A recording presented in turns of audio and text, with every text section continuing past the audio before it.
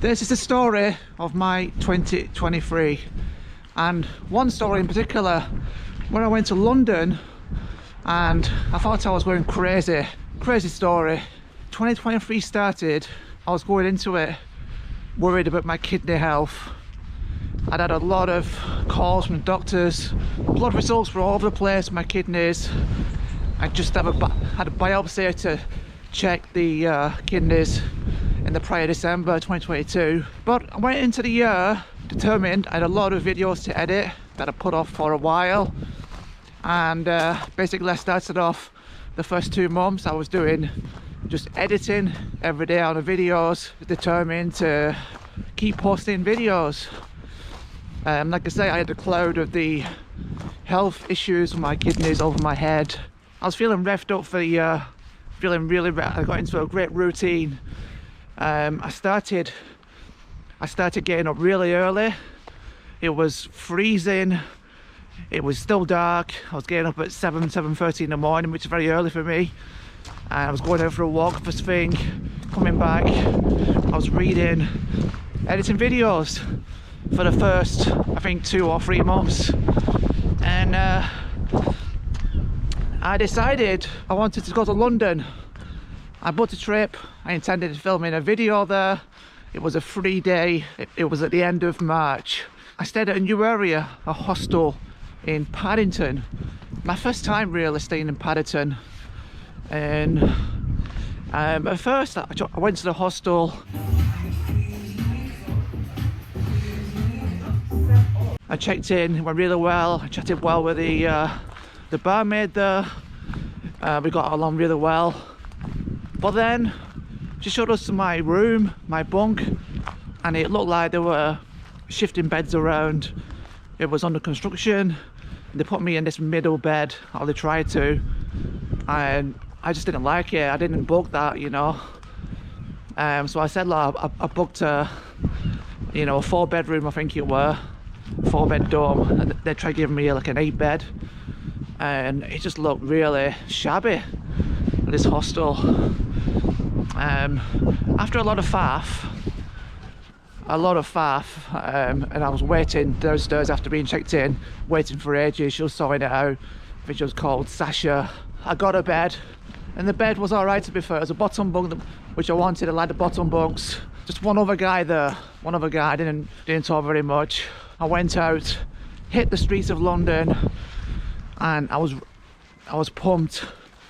I wanted to go out and talk to people, meet people, make friends, you know, and make a video too. I was in the mood, but the only thing was, the weather was pouring down, absolutely pouring down, and the camera I had with me, I couldn't use that. It's not waterproof, pretty much. So I went out that first day, chucking it down.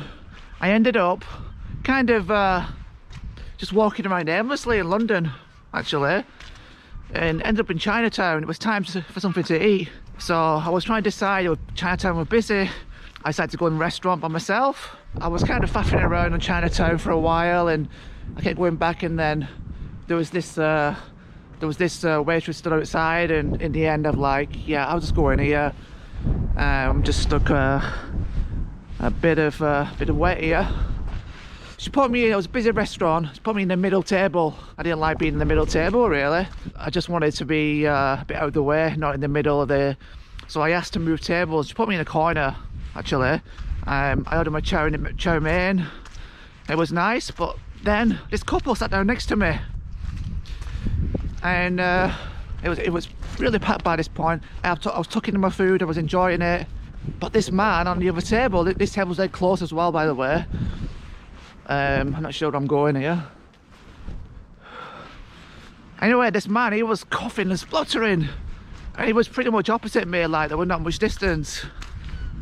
I'm going down here, yeah.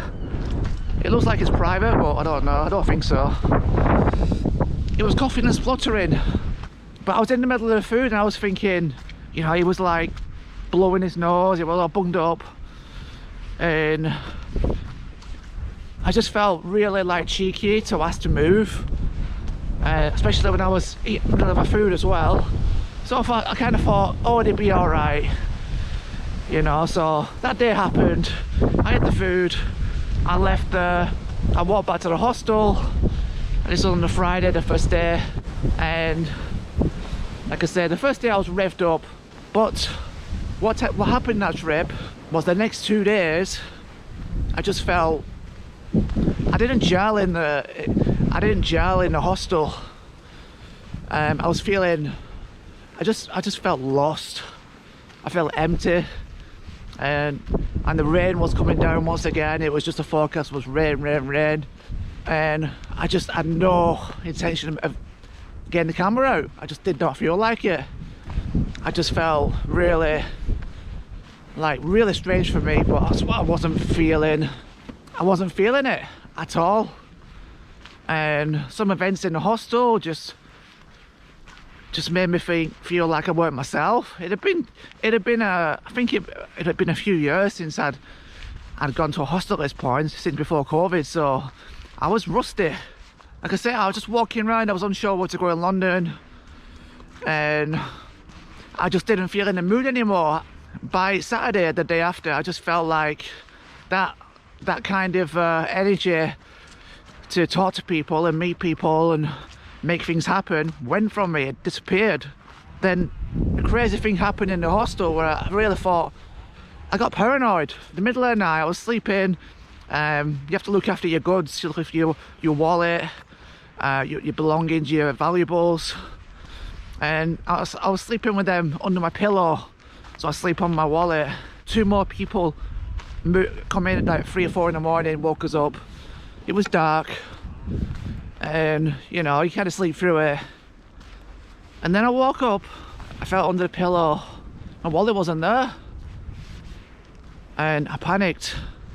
I really panicked big time. You know, I was pretty sure at that point. I thought someone's put their hand on the pillow.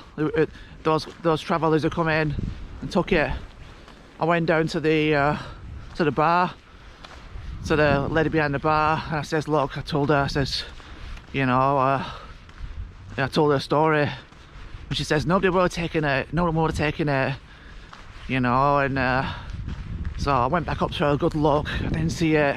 And then she's like, well, you're responsible for looking after your stuff, you know what I mean, which is true. So then she's like, well, the topic of calling the police came up, you know. And she was like, by this point, me and her were just like, it turned weird. I don't know what. We started off talking well, but it just turned weird. Just being dumb. I made some stupid errors. And after all the faff of trying to find my wallet, you know, I was worried about my wallet because all my cards were in there. All my cards and money. If I lost that, I'd have no money, no cards. I don't know how I was thinking at that point. And when I get home, there's something coming. Yeah, someone's coming. I was thinking, when I get home, that I said we're talking about going to the police. And in that moment, she was very angry. She was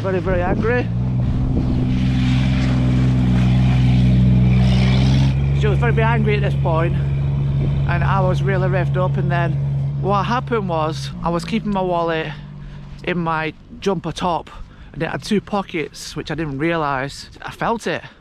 It was in my back. I didn't realise there was a pocket in the back, and I must have put it in. And the fact is, I was sleeping with I kept the wallet in like the front pocket here. And when I woke up, I felt the front pocket, it weren't there. So it wasn't just under the pillow, it was in my top. But what I didn't realise is I had a pocket in the back as well, and I put it in there. And as I was chatting to her about the police, I felt it. It's there. But in that moment, I didn't say, oh, I've got it here. You know, I think because I look right idiot, which I was. So I kind of went up back to the room again. Sheepishly, I went up, and then I came down and basically just said I found it. So that was that. But it was like, I'm looking everywhere for this wallet, and I just thought I'm going crazy. So for the rest of the London trip, it was pouring down, like I said, and I was walking around. I started getting really tired. I remember sat in Pret, having a drink, just feeling out of it. This was late afternoon, just feeling really, really wiped out and just lost, and no mood to chat to anybody at this point. And I was just seeing the end of the trip. I was not coming back till the Monday morning. So I decided to go to Witherspoons on the final night, and it was busy, you know, just to go and get a drink and get food. I weren't drinking alcohol. I don't drink alcohol now. I asked to sit with somebody because there were no seats, and I sat opposite this guy who had a laptop, and then these two locals joined me. These two local guys, and they were just there for a chat and a chinwag, and then we just all started chatting, and we were like, they're having the beers and I was having my ginger beer, and yeah, I was had a great time. We got on really well, and after like 2 hours we were chatting, it was just like wonderful, you know. And then one of the guys, he wanted to get my number. He gave me his number. I looked today, I put it in my phone, but I tried ringing it in the pub and it wouldn't ring. I don't think there was a signal, so. But then I tried it outside later and it wasn't ringing, so he wanted to meet up again at some point. Because he said to ring us back that he's got my number. I tried to, but his number didn't work, so it was a real annoying at the time. That brings us to the journey home. I was on the train coming back, and I was chatting to this guy all the way back. The train was busy, I had no seat actually, and I was travelling from London to, well, just stood up, and then I got chatting to this guy, and he just flew in from Melbourne, and he was doing a walk to John O'Groats. He was walking to John O'Groats from Land's End, John O'Groats, by himself. Unbelievable. And we had a great chat on the way back. The same day I got back, the Monday I got back in the evening, I was feeling like I had a cold coming on. Can you see where it is going? I had a cold coming on. And the day after, the Tuesday, my body felt, I could barely get out of bed. I just could not get out of bed. I was like this tired and there's this tired. I was extremely like achy, and so it lasted 2 days. I had the test, I was positive. At this point, I am immune suppressed, and I've not had the jab for well over 12 months at this point, so it was a bit of a concern, you know. For 2 days I just felt like my body felt dead weight. I could barely move. Then I could do it. Then the third day, fourth day, and it went on not too bad in the end. I didn't get a serious cough or anything like that. My breathing was fine. It was like a really bad cold, and it took me. I was wiped out all of April, mentally, physically, because this was the start of April this year, and I was wiped out. It was over a month that, testing positive for weeks and weeks later. In the end, I just got on with it, and I got better, yeah. But during that time, April and the summer, I just felt a bit, for 2 months there, I didn't do much. I was a bit lost in life, and concerned about my kidneys too. So then I started to like posting more videos on Journey to Another World, and I posted quite a lot of videos over a period of a month or two. But I must say, one of the biggest things that's consumed a lot of my energy over the year is appointments. I've had so many blood tests. I had a lot of appointments with a nephrologist, kidney specialist, and all kinds of like appointments. It's turned into a part-time job at this point, and for this year it's been a lot of medical appointments, and it's just been hard to get into a rhythm of you know, kind of work stuff really.